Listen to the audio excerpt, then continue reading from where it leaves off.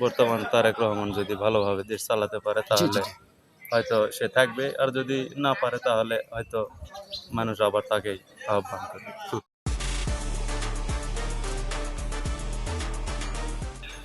আসসালামু আলাইকুম। ওয়ালাইকুম আসসালাম। অসংখ্য ধন্যবাদ ভাইজান আপনাকে। অসংখ্য ধন্যবাদ যে আপনি কথা বলার সুযোগ করে দিলেন। তো ভাইজান সর্বপ্রথমে জানতে চাচ্ছি আপনি কেমন আছেন? আছি, ভালো আছি ভালো ইনশাআল্লাহ। আছেন না? আলহামদুলিল্লাহ যে আল্লাহ পাক আপনাকে ভালো রেখেছে। তো ভাইজান আপনার নামটা জানতে পারি?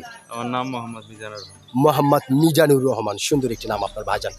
অত্যন্ত চমৎকার একটি নাম আপনার। তবে একটি কথা বলতে আমি বাধ্য হচ্ছি, সেটা হচ্ছে আপনার নাম শুনে এবং আপনাকে সামনাসামনি দেখে যেটা বোঝা যাচ্ছে আপনি প্রচণ্ড একটি সাহসী মানুষ। হ্যাঁ, সত্যি ভাইজান আপনি যে প্রচণ্ড একটি সাহসী মানুষ এটা কিন্তু আপনাকে দেখেই বোঝা যাচ্ছে। তো ভাইজান যেহেতু আপনি বাংলাদেশের একজন সচেতন মানুষ এবং একজন সাহসী মানুষ, সেই ক্ষেত্রে এই বিষয়টি আপনার কাছ থেকে জানতে চাচ্ছি যে এখনও একটি বিষয় বাংলাদেশে মাঝে মাঝে উঁকি মারে।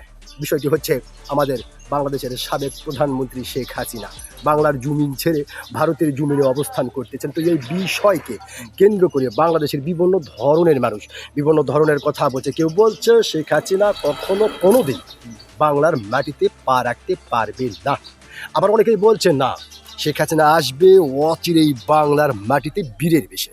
তো ভাইজান আপনি একজন সচেতন নাগরিক হিসাবে আপনার কাছ থেকে জানতে চাই যে আসলে উনি আসতে পারবে কি না? হ্যাঁ আসতে পারে, যদি বর্তমান তারেক রহমান যদি ভালোভাবে দেশ চালাতে পারে জি, জি, তাহলে জি।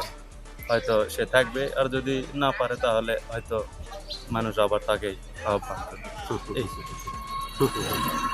ভাইজান আপনি কিন্তু গুরুত্বপূর্ণ একটি বিষয় আলোচনা করেছেন। আপনি যে সত্যি একজন সাহসী মানুষ, আপনি কিন্তু আপনার সাহসিকতার পরিচয় দিয়েছেন। আপনি বলেছেন যে যদি তারেক রহমান, জনাব তারেক রহমান যদি সুষ্ঠুভাবে যদি দেশ চালায় তাহলে হয়তো একটু দেরি হতে পারে বা নাও আসতে পারে। আর যদি জনাব তারেক রহমান যদি দেশ চালাতে একটু ঝামেলা হয় তাহলে হয়তো দেশের মানুষ আবারও শেখ হাসিনাকে আনতে পারে। এটা তো আপনি হ্যাঁ, বোঝাতে হ্যাঁ, আপনার কথা। হতে পারে।